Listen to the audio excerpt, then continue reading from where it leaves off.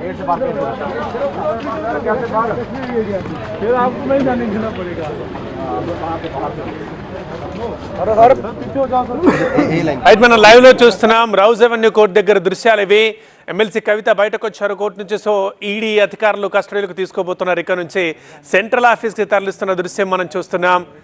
Rouse Avenue court 7 రోజుల కస్టడీకి అనుమతినిచ్చింది. ED అధికారులు 10 రోజులు అడిగారు, కానీ 7 రోజుల కస్టడీకి అనుమతినిచ్చింది.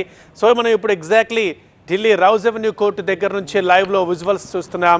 ఎమ్మెల్సీ కవితని ఈడీ అధికారులు కస్టడీలోకి తీసుకొని సెంట్రల్ ఆఫీస్కి తరలించబోతున్నారు. సో అక్కడే ఈ 7 రోజుల కస్టడీ కూడా జరుగుతుంది, విచారణ జరుగుతుంది.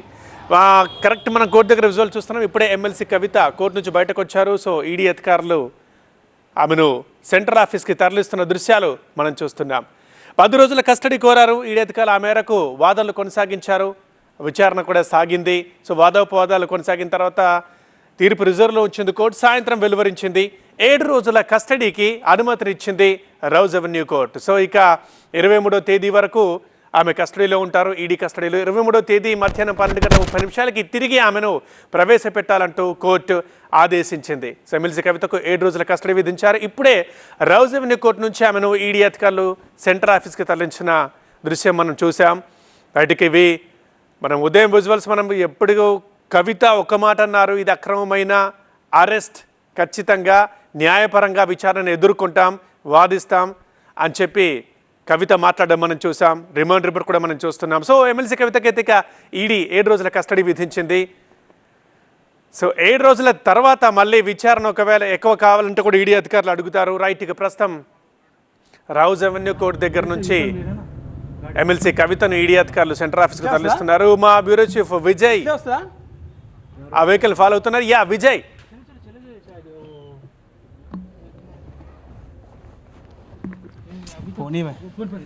విజయ్ ఎమ్మెల్సీ కవితను తరలిస్తున్నారా కోర్టు దగ్గర నుంచి? బయట మనం చూస్తున్నాం లైవ్ విజువల్స్. కొద్దిసేపటి క్రితమే రౌజ్ అవెన్యూ కోర్టు నుంచి ఈడీ కార్యాలయానికి తరలిస్తున్నారు. ఆమెను దాదాపు 7 డేస్ పాటు కస్టడీకి ఇచ్చారు కాబట్టి 7 డేస్లో ఆమెని అనేక విషయాలపైన ఈడీ అధికారులు కన్ఫర్టేషన్ చేస్తారు. అయితే అత్యంత కీలకం ఈ కేసులో సంచలన విషయాలను ఈడీ రిమాండ్ రిపోర్ట్లో మెన్షన్ చేసింది.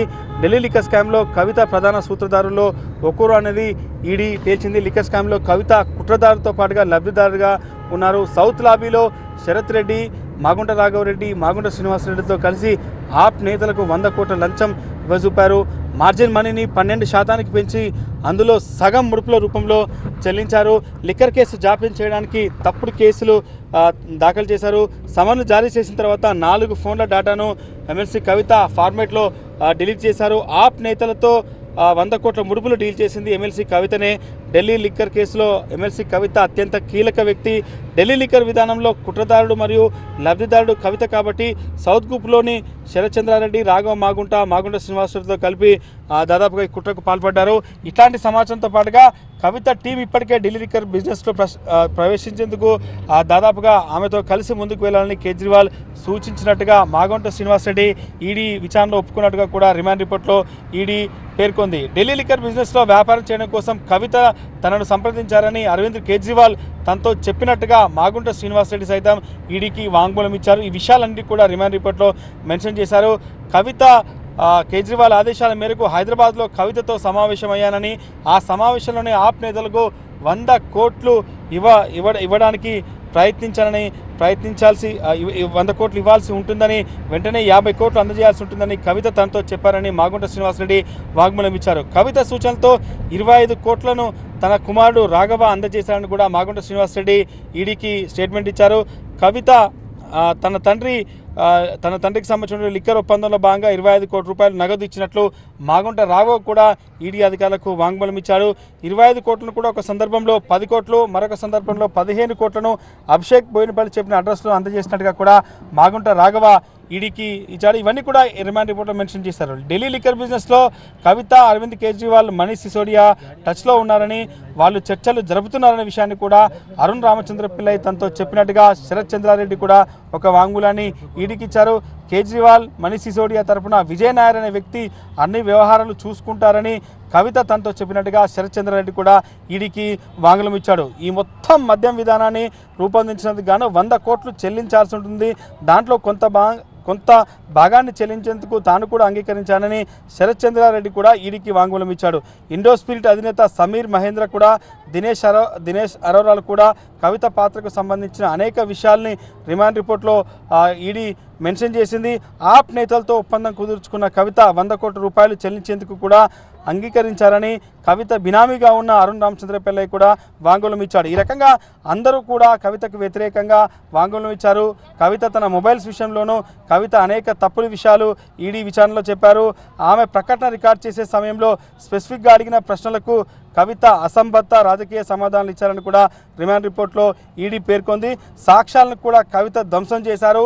నోటీసు ఇచ్చిన తర్వాత 4 సెల్ ఫోన్లను పూర్తిగా కూడా ఆ డేటా అంతా కూడా ట్రాన్స్ఫర్ చేసి 4 సెల్ ఫోన్లు ధ్వంసం చేసినట్టుగా కూడా రిమాండ్ రిపోర్ట్లో ఈడీ మెన్షన్ చేసింది. కవిత ఇచ్చిన మొబైల్స్ను ఫోరెన్స్ పరీక్షల కోసం పంపిస్తే 10 ఫోన్లలో 4 ఫోన్లు సమ్మన్లు వచ్చే ముందు ధ్వంసం చేశారు. దాంట్లో ఉన్న డేటా అంతా కూడా పూర్తి స్థాయిలో డేటా అంతా కూడా డిలీట్ అయిందనే విషయాన్ని కూడా ఈడీ రిమాండ్ రిపోర్ట్లో మెన్షన్ చేసింది. దాదాపు 15 పేజీలతో కూడిన రిమాండ్ రిపోర్ట్లో అనేక సంచలనమైన అంశాలను ఎమ్మెల్సీ కవితకు సంబంధించి ఈడీ మెన్షన్ చేసింది. ఆమె చేసినటువంటి ఈ మొత్తం వ్యవహారంలో 4 ఫోన్ల ధ్వంసంతో పాటుగా ఆప్ నేతలకు 100 కోట్లు లంచం ఇవ్వాలని చూడడం, దాంతోపాటు సౌత్ గ్రూప్ను రిప్రజెంట్ చేసి 100 కోట్ల రూపాయలు ముడుపులు వసూలు చేయడం, ఇవన్నీ కూడా ఎమ్మెల్సీ కవిత పాత్రని ఈ మొత్తం వ్యవహారంలో ఈ ఎమ్మెల్సీ కవిత పూర్తిగా కూడా ఈ కేసులో ఇన్వాల్వ్ అయ్యారు. అందుకోసమే ఆమెని రిమాండ్ అడిగారు. దాంతోపాటుగా 10 రోజుల పాటు కస్టడీకి అడిగితే కోర్టు 7 రోజుల పాటు కస్టడీకి ఇచ్చింది. ఇప్పుడు నేను చెప్పిన విషయాలు ఏవైతే ఉన్నాయో ఇవన్నీ కూడా 7 రోజుల పాటు కస్టడీలో భాగంగా